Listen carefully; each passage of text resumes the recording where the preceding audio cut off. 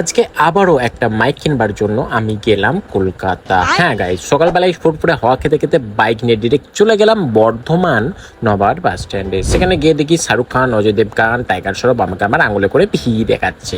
তারপরে SBSTC bus ধরে direct Howrah bridge দেখতে দেখতে, রবীন্দ্র সেতু ব্রিজ দেখতে দেখতে চলে আসলাম কলকাতা ধর্মতলাতে।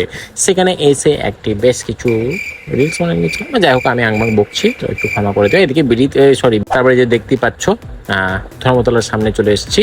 এখন নিউ মার্কেট পার হচ্ছি আর এখন চলে এসেছি ক্যামেরা মার্কেট।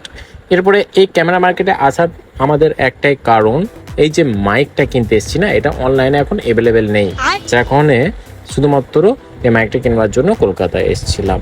আর এই মাইকটা আমাদের আগে ছিল, সেটা খারাপ হয়ে গেছিলো, যখন আবারও নিতে এসেছি। তারপরে কলকাতায় কচুরি খেয়ে নিলাম। আর এই কচুরির দোকানটা কে কে জানো আমি জানি না, খুব টেস্টি কচুরি বানাই।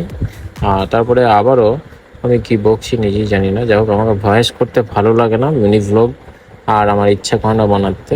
তারপরে এই যে বাস স্ট্যান্ডে চলে এলাম। বাস স্ট্যান্ড থেকে আবারও বর্ধমানের বাস ধরে ডিরেক্ট চলে এলাম বাড়ি। এখনো তো এখনো ফুটেজটা আসেই না। এই চাচা যে কি বিক্রি করছিল, এটা আবার বিশাল বলছিল আমি কিনবো। তো বিশাল এখন কিনছে, দেখতেই পাচ্ছ।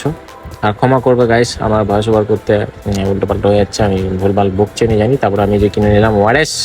ফালতু ড্রিঙ্ক কেনার থেকে ওআরএস কিনা খাওয়া অনেক শরীরের জন্য ভালো, এনার্জি বাড়বে। তো তারপরে বাস ধরে আবারও কলকাতার রাস্তা দেখতে দেখতে, রবীন্দ্র সেতু দেখতে দেখতে চলে এলাম বাড়ি। চলো বাই বাই।